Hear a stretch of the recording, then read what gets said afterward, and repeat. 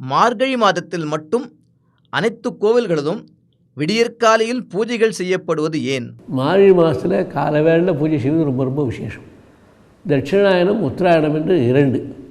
தட்சிணாயனம் என்பது ஆடி ஆவணி புரட்டாசி அப்பிசி கார்த்திகை மார்கழி. உத்தராயணம் என்பது தை மாசி பங்குனி சித்திரை வைகாசி ஆனி. இந்த உத்தராயணத்தில் எப்போ தொடங்குறது? உத்தராயணம் தை மாதம் முதல் தொடங்குகிறது. தை மாசி பங்குனி சித்திரை வைகாசி ஆனி வரைக்கும் இருக்கும். அதற்கு பிறகு தட்சிணாயனம் வந்து விடுகிறது.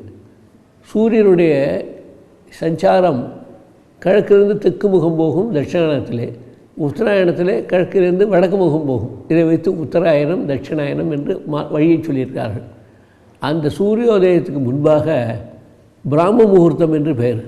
உத்தராயணம் தேவதைகளுக்கு பகல், தட்சிணாயனம் தேவதைகளுக்கு இரவு. ஆகவே சுபகாரியங்கள் எல்லாம் செய்வதால் உத்தராயணத்தான் செய்ய வேண்டும், தட்சிணாயனத்தை செய்யக்கூடாதுன்னு சொல்வார்கள்.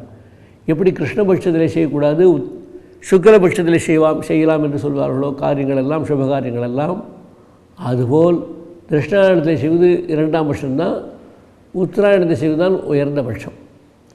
தேவதைகளுடைய பகல் காலத்தை செய்யும்போது தேவதைகளுடைய விசேஷ ஆசீர்வாதம் கிடைக்கும் என்பதற்காக. தேவதைகளுடைய இரவு காலம் தட்சிணாயனம். இரவு காலத்தினுடைய முடிவு பிராம முகூர்த்தம்னு சொல்வார்கள். நம்மிடையே கூட நமக்கு பகல் இரவு இருக்கிறது. பகலிலே எல்லா காரியம் செய்வோம், இரவிலே ஒரு காரியம் செய்ய மாட்டோம். ஆனால் பிராம முகூர்த்தத்திலே காலை வாழையிலே 4:30 மணி முதல் 5:30 மணிக்குள்ளாக வரக்கூடிய பிராம முகூர்த்தம் என்று பேர்.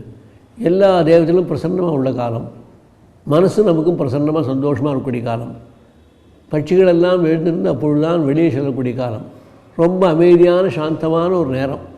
அந்த பிராம முகூர்த்தத்தில் தினப்படி செய்வதை காட்டிலும் பிராம முகூர்த்தம் செய்தால் அதற்கு 10 பங்கு 100 பங்கு 1000 பங்கு விசேஷம்.